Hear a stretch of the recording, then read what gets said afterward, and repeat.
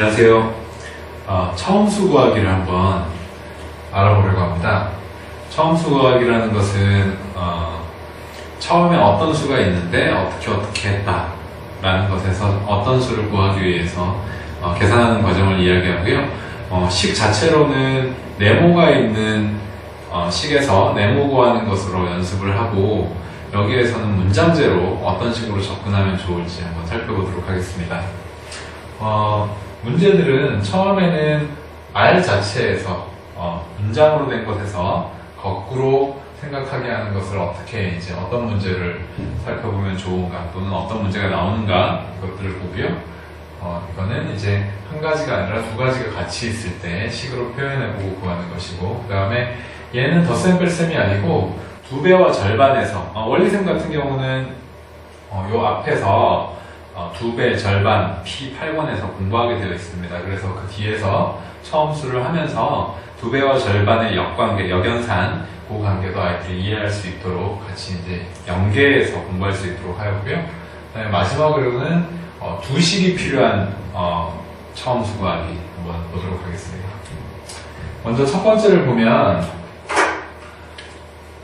성호는 별층에 삽니다. 성훈의 집에서 6층으로 올라가면 14층에 사는 세윤이네 집입니다. 라고 했을 때 별층을 구하라는 겁니다. 그러면 이거는 식으로 표현하면, 별층은 14층에 도착했는데 6층을 올라가서 도착했으니까 별은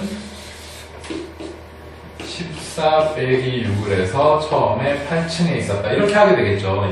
이거는 식으로 표현하는 거고요. 식으로 표현하기 이전에 사실은 이 문제를 아이들이랑 풀어볼 때 식으로 했든 아니면 이전에 엄마가 지켜봐 줄 수 있다면 이 식을 무시하고 이 상황에 대해서 아이가 이해하고 있는지를 먼저 말로 해보는 것이 좋습니다. 식으로 표현하는 것과 언어 자체에서 그 상황을 수학적으로 이해하고 풀어나가는 건 조금 다르겠죠, 그죠? 그래서 여기에서 질문을 해볼 수 있어요. 성훈의 집에서 6층으로 올라가면 14층에 사는 세윤이네래. 그럼 성훈의 집은 몇 층일까 하면, 올라가서 14층이니까 거꾸로 6개를 내려와서 8층이다, 이런 건 아이들이 생각을 하겠죠, 그죠?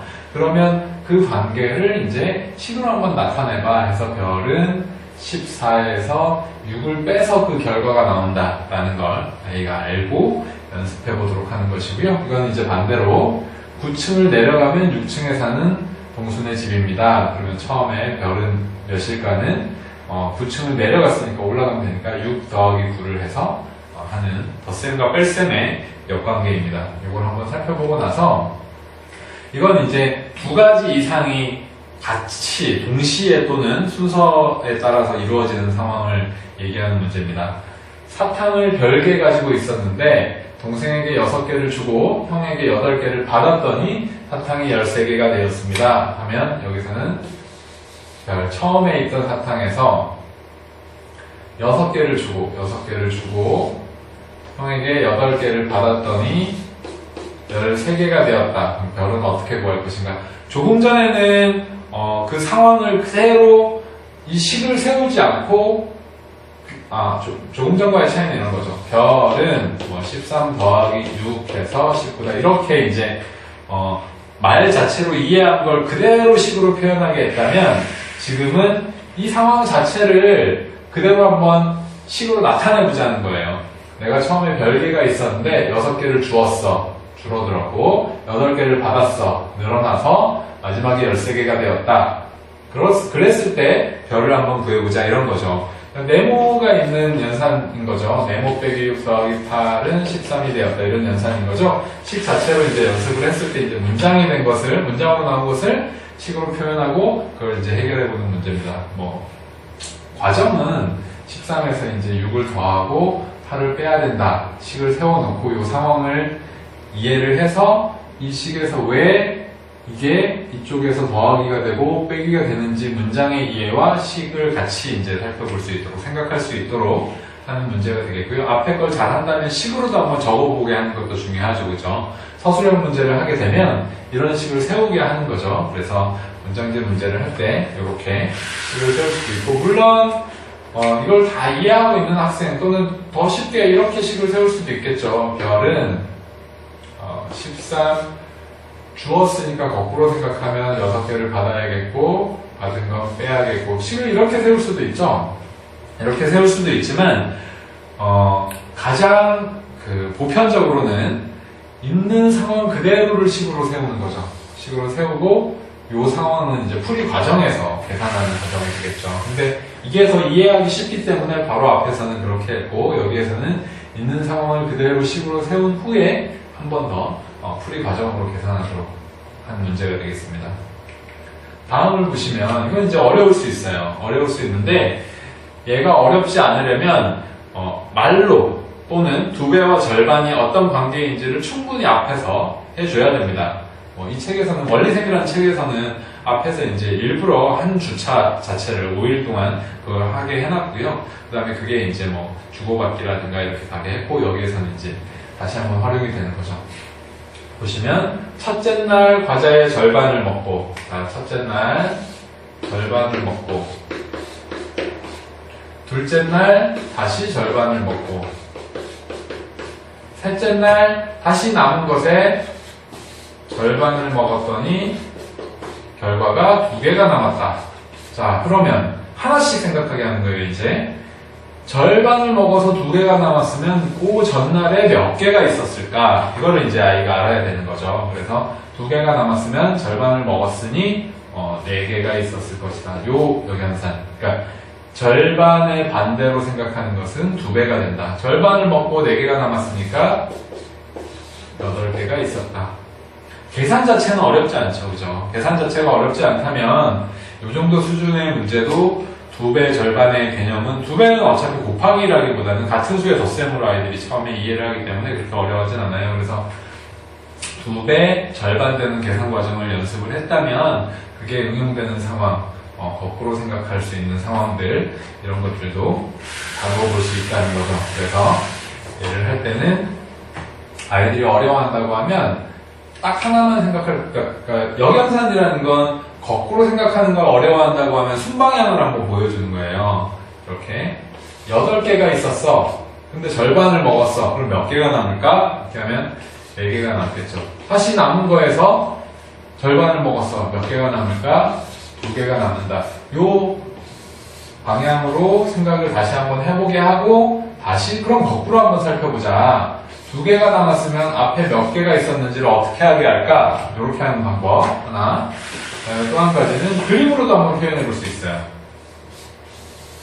이렇게 수직선 또는 막대 그림으로 해서 자, 수직선으로 한번 해보겠습니다. 수직선에서 절반을 먹었다. 자, 절반을 먹었다. 그리고 다시 남은 것의 절반을 먹었다. 자, 이게 첫째 날, 이게 둘째 날, 다시 남은 것의 절반을 먹었다. 이게 셋째 날. 했을 때 여기가 2개가 남았으면 여기 2개에서 총 4개, 여기 4개에서 총 8개, 여기 8개에서 16개 이렇게 풀어갈 수도 있겠죠. 근데 생각보다 이렇게 그림으로 표현하거나 다양하게 표현하는 방법이 다양하게 했을 때 말 자체로 상황을 이해하는 것보다 이건 어떤 방법적으로 접근하는 거라서 이게 더 어려울 수도 있어요. 그래서 이해 자체는 8개의 반을 먹으면 4개가 남고 반이 4개다 할 때 전체는 8개였다라는 걸 이해하는 것 자체로 먼저 하고 나서 이렇게 조건이 많아질 때는 그림으로 표현해보게 하는 것도 도움이 됩니다. 근데 원리생에서는 이렇게까지 하고 있지는 않아요. 그림으로 표현하는 거는 이제 나중에 더 복잡한 문제에서 하게 하려고 하고 이 문제에서는 2배 절반이 되었다라는 상황을 거꾸로 찾아갈 때는 2배씩 해가면 된다. 그래서 그림은 간단하게 이런 그림으로 설명을 한다던가 전체 몇 개가 있었는데 절반을 먹었어. 그럼 5개가 남았어. 그럼 전체는 몇 개였을까? 하면 똑같이 5개를 먹어서 10개였다. 이걸 알아내게 하는 거죠. 그래서 학습 목표는 이 정도 수준에서 하고 같은 게 반복되는 정도니까 거꾸로 생각할 수 있는 문제를 다뤄보는 것이 좋겠다. 그런 생각이죠. 자, 다음에는 이거는 사실은 4학년, 5학년 계속해서 나오는 중학교까지도 계속해서 나오는 문제예요. 어떤 수에 5를 빼야 하는데 이렇게 해야 하는데 잘 못타요. 어떤 수에 5를 더하였더니 10이 되었다. 이런 문제죠. 이 상황을 식으로 적어보면 이제 이렇게 되는 거죠. 10이 되었다. 바르게 계산하면 얼마일까요? 했을 때 아이에게 질문해 볼 수 있습니다. 첫째, 어떤 수는 무엇일까? 아이가 어려워한다면 아니면 처음 보는 문제라면 그런 질문을 할 수 있다는 거죠. 처음에는 그냥 아이 스스로 생각하게 하고요. 그 이후에 질문을 한다면 어떤 수는 무엇일까? 여기에서 빼야 하는데 잘못하여 더하였으니 했으니까 더했다는 것이 핵심이죠. 그래서 어떤 수에 5를 더하였더니 10이 되었다. 그러면 그 어떤 수는 무엇이었나? 바로 5였다. 그러면 바른 계산은 어떤 수 5에서 5를 빼면 0이 되어야 된다. 요걸 하는 거죠. 그래서 잘못된 계산이에요. 잘못된 계산 그리고 바르게 계산해라 이런 문제인데 이런 문제는 덧셈에서 나중에 곱셈, 나눗셈, 나중에 분수, 소수, 고등학교 수학까지도 중학교 수학까지도 계속해서 나오는 문제입니다. 그래서 어떤 수를 먼저 구하고 그 다음에 그 어떤 수를 이용해서 한 번 더 구하는 두식이 필요한 문장제죠. 두식 문장제.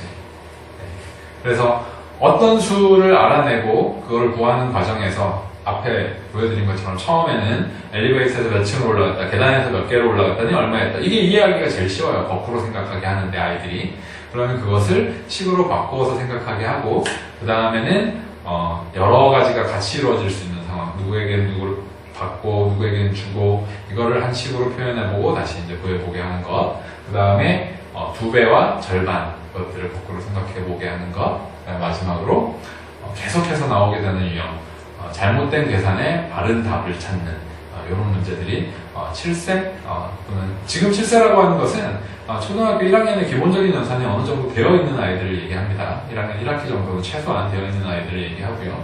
그래서 7세나 아니면 초등학교 1학년 과정을 조금 진행한 아이들이 이런 관계들을 알아보게 될 때 문장제, 아이들이 이제 접할 수 있는 문장제에 대한 기본적인 학습이 좀 된다고 할 수 있겠습니다. 이상입니다. 감사합니다.